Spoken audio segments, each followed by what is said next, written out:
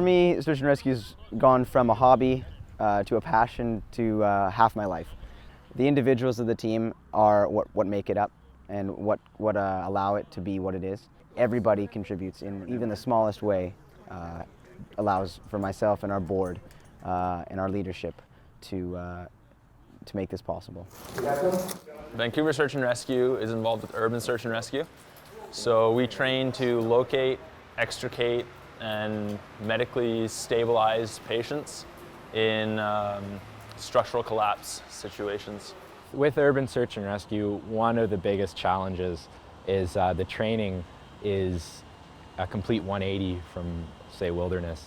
Rather than using the forest and, say, looking for someone who's lost, I'm gonna get you to lay down here. Okay. Can you do that? You're more looking at structures and tools and collapses, earthquakes, floods. One of the biggest things is just the environment. We have the tools to be able to effect a rescue of somebody who's maybe stuck under a piece of concrete, lost in the rubble. We are able to effect a search for missing children, patients with Alzheimer's, dementia, and those who walk away from their care home or extended care facility. Count of 3. 1, 2, 3.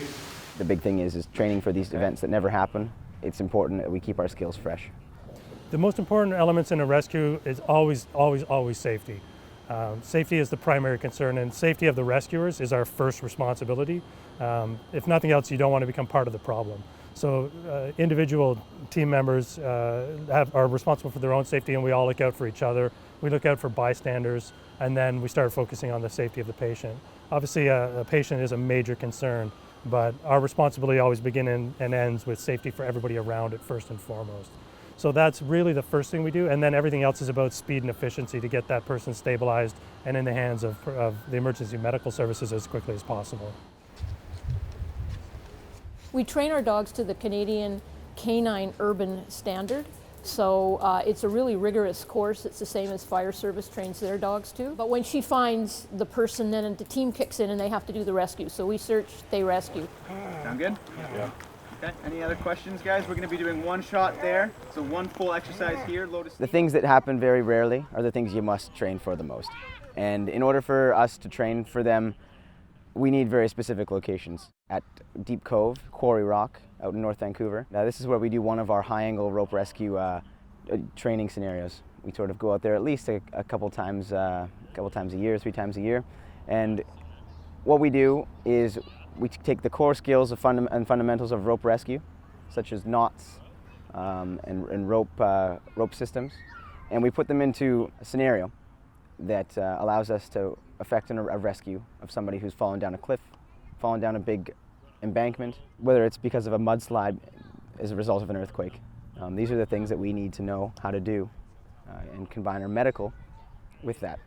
This started, like I said, very holistically at the ground level. We all just want to develop an organization we can be proud of, and we can do real good in the community. We're developing right now is an internationally deployable team. We will be able to effect a rescue somewhere outside of Vancouver, outside of BC, and potentially outside of Canada.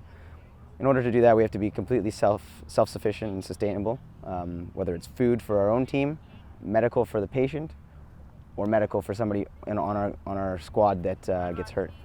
Personality that we look for when we're selecting our members, dedicated, but at the same time very calm and collected in the event of high stress scenarios. The hardest thing for all of us in the team have been making sure that our message gets out there properly. It's been a lot of fun. I'm going to continue doing it. It's an awesome, rewarding thing to do and a great way to spend your spare time. We got a great group, but it's all fell into place, and it was all about harnessing the skills of those who wanted to join. From there it went forward. Haven't looked back since. It's just going forward faster than I can sort of keep up actually right now, so it's great.